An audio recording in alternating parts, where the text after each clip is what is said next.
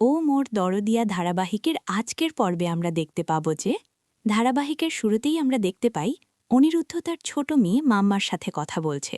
মাম্মা তার বাবাকে জিজ্ঞেস করে যে তারা কি গরিব হয়ে যাবে, কারণ স্কুলে তার বন্ধুরা তাকে এসব বলেছে। অনিরুদ্ধ তখন খুব সুন্দর করে মেয়েকে বোঝায় যে এটা সাময়িক বিপদ, খুব তাড়াতাড়ি আবার সব ঠিক হয়ে যাবে।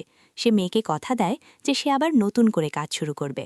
মাম্মাও বাবাকে কথা দেয় যে সে কোনো বায়না করবে না এবং বাবার পাশে থাকবে। পরবর্তী সিনে আমরা দেখতে পাই বানি অনেক রাত পর্যন্ত রান্নাঘরে কাজ করছে, কারণ পরের দিন সকালে ১০০ জনের রান্নার অর্ডার আছে। অনিরুদ্ধ সেখানে আসে এবং বানির এই হাড় ভাঙা খাটুনি দেখে কষ্ট পায়। সে বলে বন্ধু হিসেবে বানির পাশে থাকার কথা ছিল, কিন্তু উল্টো বানিকেই এখন সব দায়িত্ব নিতে হচ্ছে। বানি অনিরুদ্ধকে আশ্বস্ত করে এবং বলে সে লোনের জন্য আরও চেষ্টা করবে, কিন্তু বাড়ি বন্ধক রাখার বিষয়টা যেন অনিরুদ্ধকে না জানানো হয়। এর পরের সিনে আমরা দেখতে পাই বাড়িতে ক্যাপিটাল ব্যাংকের লোক আসে। মিসেস চ্যাটার্জি সিদ্ধান্ত নিয়েছেন তিনি অনিরুদ্ধের ব্যবসার মূলধনের জন্য বাড়ির নিজের অংশটা বন্ধক দেবেন। বানি বারবার তাকে আটকানোর চেষ্টা করে এবং বলে অনিরুদ্ধ জানলে খুব কষ্ট পাবে, কিন্তু মিসেস চ্যাটার্জি অনড়। তিনি মনে করেন ছেলের বিপদে মা হিসেবে এটাই তার কর্তব্য। কিন্তু টুইস্টটা হয় এখানেই। মৌলি এই পুরো বিষয়টা আড়াল থেকে দেখে ফেলে। সে দৌড়ে গিয়ে বাড়ির বাকি সদস্য অর্থাৎ দাদাই এবং অন্যদের খবর দেয় যে বাড়ি বন্ধক রাখা হচ্ছে। এই খবর শুনে বাড়ির সবাই আতঙ্কিত হয়ে পড়ে এবং তারা ভাবে তাদের হয়তো রাস্তায় দাঁড়াতে হবে।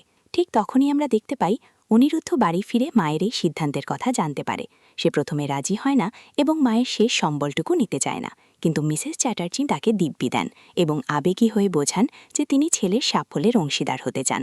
মায়ের জেদের কাছে হার মেনে অনিরুদ্ধ সই করতে রাজি হয়। ঠিক সেই মুহূর্তে দাদাই এবং বাড়ির অন্যরা সেখানে এসে অনিরুদ্ধ ও বাণীকে অপমান করতে শুরু করে। তারা দাবি করে বাণী অনিরুদ্ধ আর তার মাকে প্রভাবিত করছে।